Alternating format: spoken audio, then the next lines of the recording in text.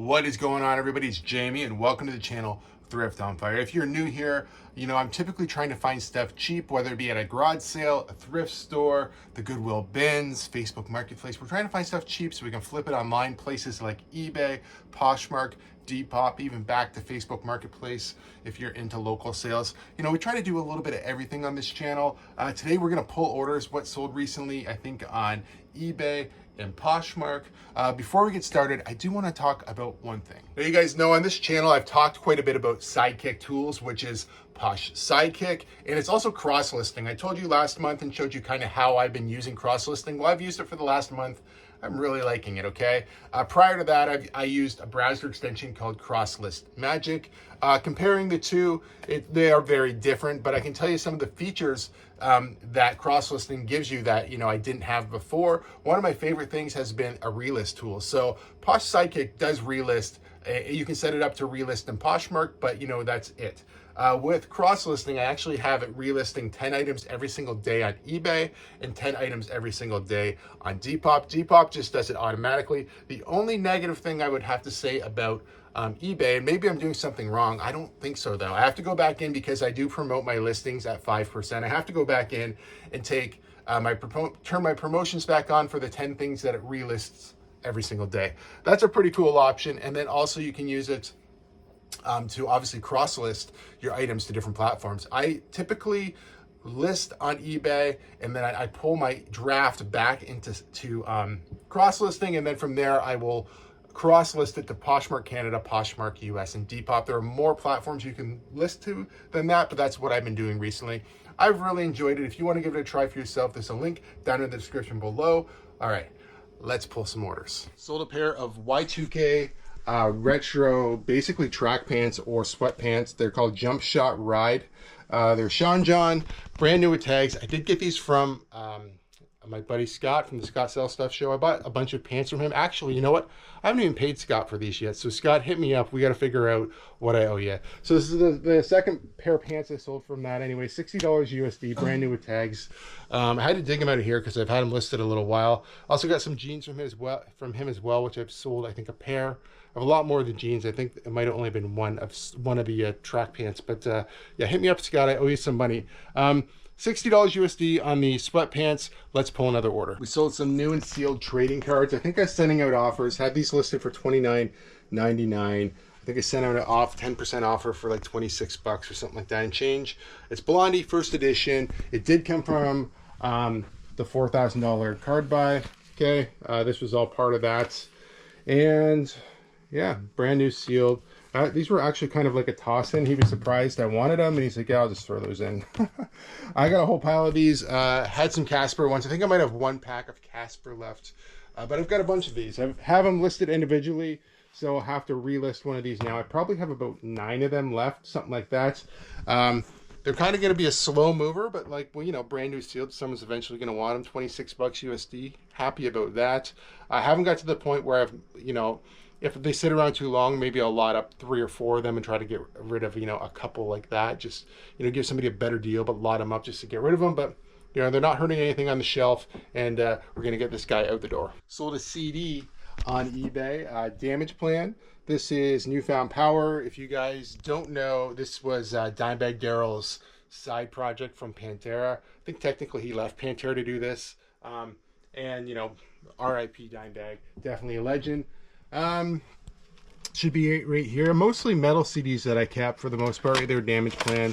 You know, if you know anything about what I'm talking about Pantera or Dimebag or any of that, I'm pretty sure we could happily have a beer and chat anytime, because I definitely loved that time in music and that style of music. But let's get this guy out of here.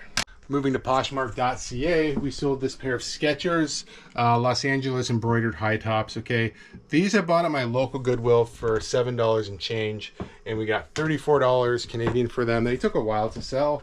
They're pretty cool. I don't typically pick up Skechers. I do at the like Goodwill bins or new in the box or whatever, but not necessarily at a thrift store. But this one's cool. It's got the embroidery on it. I thought, yeah, willing to take a chance on it. It took a while to sell these. But they're super cool. $34 Canadian, and we're gonna get these guys out.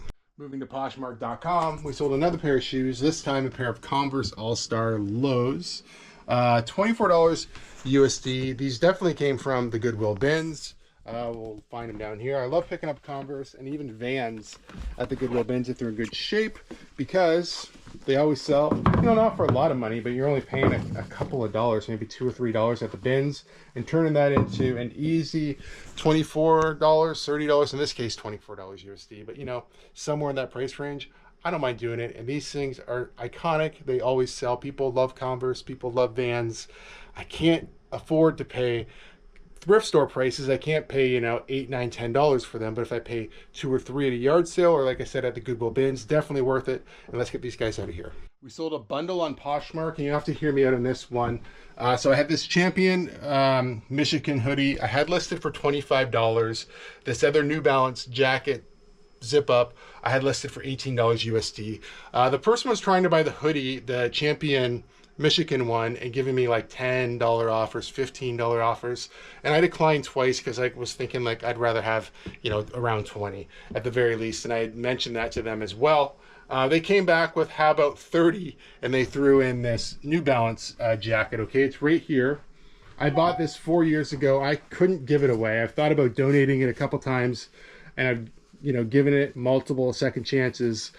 So for me, giving this to them for $5 and getting full price in this hoodie is definitely worth it. I'm happy to get rid of this.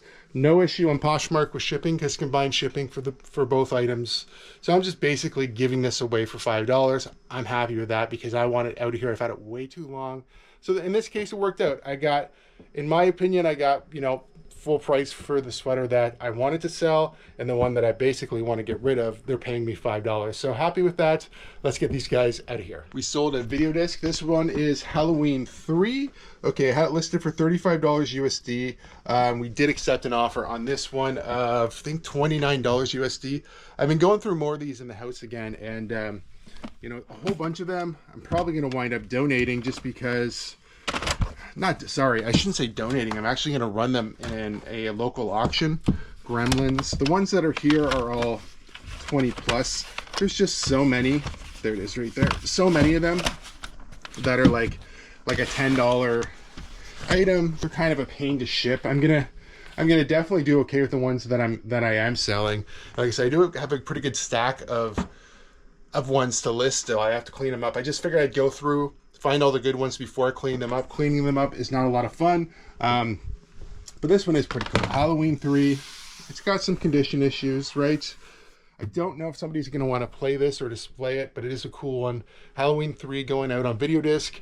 Yeah, not bad. Now I'm going to say the last few days sales have been really slow for me, okay? I've been listing 10 things every single day. I even went out and bought some higher end video game stuff to list, which I didn't share on the channel. I was just going to share it as it sold. This stuff should sell pretty quickly, I think. But sales have still been like just trickling in. I don't know if this still has to do with like the beginning of the month when everything was stuck at the border. My stuff has just started moving again, so I don't know if it's like, you know, it's just me guessing. I don't know if eBay sort of suppressing some sales because, you know, things haven't been moving out of Canada into the US.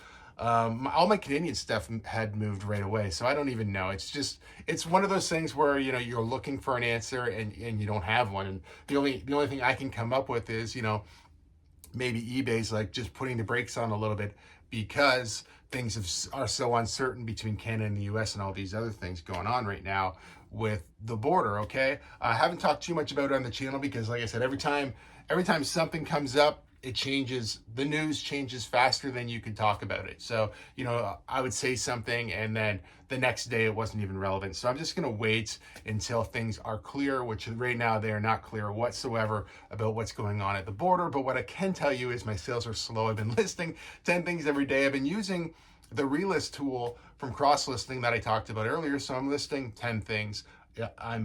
So those were 10 new items. I'm relisting 10 old items. I'm also doing that on Depop. My automation cell is still going. And it's not just like one thing isn't working. Nothing is working in the last few days. It just could be the time of year. It could be me in a rut. I really hope things pick back up here soon. It's not really all doom and gloom, honestly. I expected to shut my store completely down, like I said before, and I was going to relist everything on ebay.ca, and I haven't done any of that. So I was sort of hoping it was, you know, back to business as usual, and it just hasn't been. It's been super slow. there's nothing you can do about it. I'm just going to keep doing what I have been doing, which is listing, which is what eBay wants you to do. That's what the algorithm wants you to do. I'm relisting old items so that my old stale inventory gets kind of turned back over. And, you know, I'm going to roll with the punches. I can't do anything about what's happening at the border or with the shipping or with, like, you know, you have to do the origin thing now with, you know, your anything going to the US, you have to put where it was made. Okay, so you have to find the HS code. And there's all these new layers of things that need to be done. And all you can do is do them and hope for the best. I'm starting to ramble a little bit, so I think we're going to wrap this one up right about here. If you guys do like videos like this, please give it a big thumbs up. If you're not subscribed to the channel, please consider subscribing for more content. We'll see you guys soon.